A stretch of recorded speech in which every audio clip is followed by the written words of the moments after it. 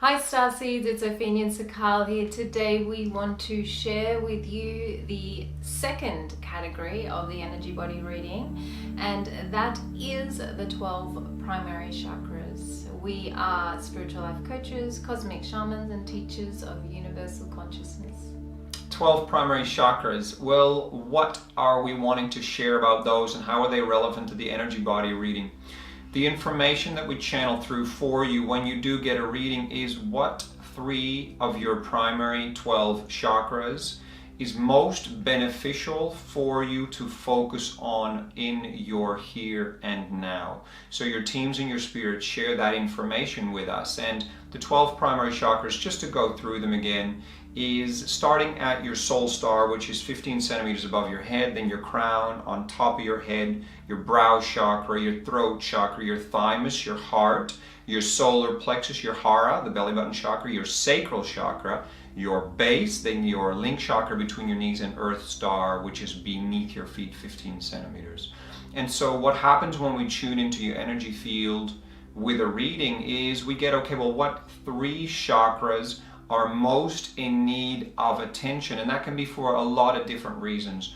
One of the most logical reasons are because they still have baggage in them. They're not flowing properly. They need to be cleaned out or cleared out. So let's say that you're having a hard time grounding here on Earth as a sensitive star, so you don't really want to be here. Then we might find that your earth star, your link, and your base chakras are not letting the energy through powerfully, so you can't connect to Mother Gaia very powerfully, which will then, you'll see that it's harder for you to manifest things in your life, like for instance, a job, relationship, somewhere to live, stability in your life. And so then your teams can advise these 3 chakras really need some assistance, and then you can ask them in meditations or in a lot of different ways to flow more energy there, put love and light technologies through these chakras, etc.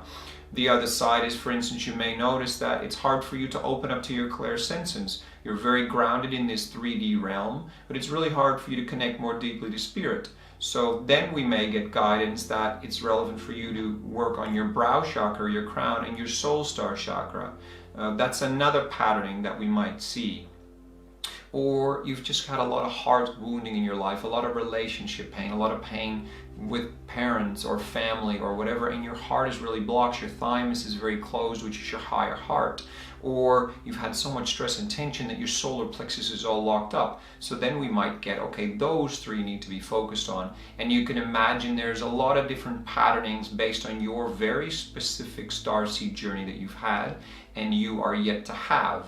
And so why is it relevant for you to know what chakras to focus on? Because it will allow you to really zone in a very positive way, which is supportive of your feminine energies, your masculine and your divine inner child energies, is to really clear and open up the chakras that need it. And some of you need some chakras to be closed more because they're way too open to the world and taking in way too much information for you to process, and you're overwhelmed all the time. So by knowing what 3 chakras to focus on, you can really allow yourself to allow your spirit to bring more of your energy where it needs to, so the full flow will run through your pillar, your connection to Gaia and your connection to Source. Absolutely.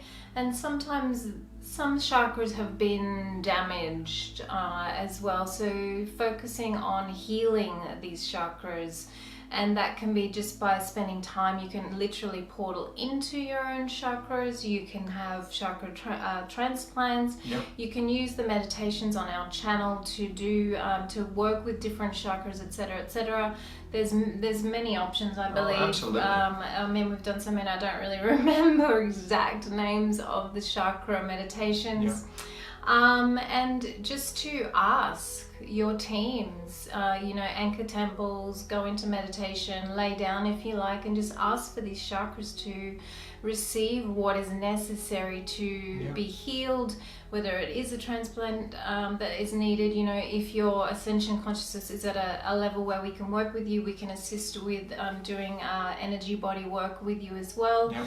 However, you do have the power to do a lot of this yourself, so really take the information and don't take it too lightly, because it's really specific areas that can have, say, you know, like if you see them as a bit of a pie chart, the crystalline pie chart, there can just be chunks of it that are just completely blocked. Yeah. And if you really spend that time there, you know, like Sikaal said, if there's a lot of stress, your solar plexus, it's also your emotional antenna area. Like it can just be raw and red and just wounded.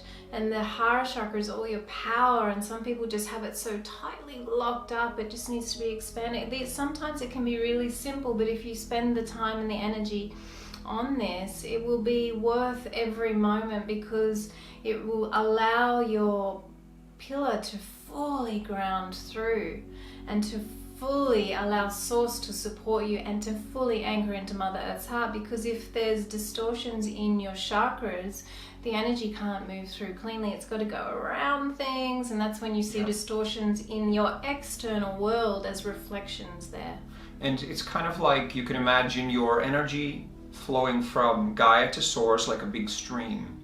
And so the 3 chakras you are receiving are the ones where the energy, let's say the water, is not flowing, or where it's just flowing all over the place out of control, and so you're losing a lot of energy there. Cords as well. Yeah, and energetic cords, which we'll come to in a later video. But when you look at the 3 chakras that need your focus, you can ask for healing from your teams to align what's needed. Another typical one is the throat chakra for starseeds that are teachers or communicators. Often it's blocked. They have a hard time communicating, and they need to learn to open that up more. So whatever your 3 chakras are, you'll probably recognize the reflections, like Opheana said, in your outer world, if those chakras are either not flowing or flowing too much. And so this is where that alignment and the focus of your spiritual healing power and your team's healing power can assist you to make the first steps necessary. So if you want to get that river, that energy flowing perfectly or really powerfully again, there's an order to do things. So if you were to start randomly through your chakras, then you might miss the best flow. You might dam things up a bit in certain areas, and then you can get pressure, and so, you know, even if you don't have the energy body clearing with us, and you, as Sikaal said, you know, you're using the energy body reading with us. If you're using this for your own information, you can do this yourself as well. Really look into, especially if you're a seer and a feeler, and just receive the information. Which chakras do I need to focus on first? Because you can overstimulate some areas, and I mean, you'll be fine, you'll work it out, but it can create pressure, and it's just, there's more grace if you do things in alignment and really listen to your guidance on what steps to take first. You know, and some of you may work with the primary 7 chakras. You haven't even realized, oh, I have 12 primary chakras, or that there's even more chakras. There's an infinite number of chakras. I mean, we often work with 33 galactic chakras as well. So as you continue to work more and think about yourself as a multidimensional being, which you are, more and more of these energy centers within your field open up. And these 12 are the ones connected to the 12 material dimensions, connected to Gaia. So those are the primary ones that you want to have flowing well for your earthly incarnation as a starseed. So again, you'll get this information. It may be new information to you. You may have never realized that you had to focus on your thymus chakra and your hara, because it just didn't come up in any of your previous work. So then now you know, and this will really allow your spirit and your pillar to function more powerfully for you, which will run through all of your manifestations. Yeah, and you know, if you receive, for instance, your Earth Star chakra too, or your base ones, because it's often the lower ones we find people, you know, are happy to work on. The higher, the lower ones, like the Earth Star, can be very fragile because it's a hard life on Earth, or there's been trauma, etc. So really nurture the chakra, really put a lot of beautiful, yummy energy in there, a lot of source energy, a lot of Mother Earth energy, a lot of prana. Just really nurture it back to wholeness and saturate your energy in there to heal these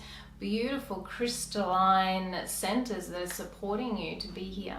Yeah, beautiful. Just on a last note with that information is that each of your chakras holds a crystal at its core, and sometimes these crystals are even in need of repair. So they're like the energy centers, and so that assists the energy to run through these chakras. So that's, you know, that's part of healing your chakras as well, and creating the optimal flow for yourself. And in some phases of your life, your chakras all need to be a little bit bigger because more energy wants to come through. Or when you're more in internal retreat mode, everything can be just a bit tightened up because it's more about you and your internal process rather than you being bigger in the world, so to speak.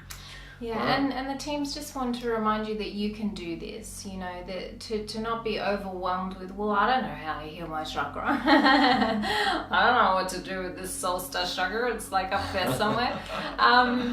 Just give it a really good go. And just ask your team. Just ask your teams. They'll do it with you and for you. Hold space and receive. Because your asking is all you need to do. You don't need to know all of this, and then you'll learn as you go. So it's beautiful, Adam, because you have access to all of your healing, but you need to ask due to free will. Yeah, absolutely. That's a beautiful Adam. All right, many blessings. Thanks, guys. Give it a like and a comment below if you enjoy this information, and we look forward to seeing you next time. Take care. See you Many then. blessings. Thank you.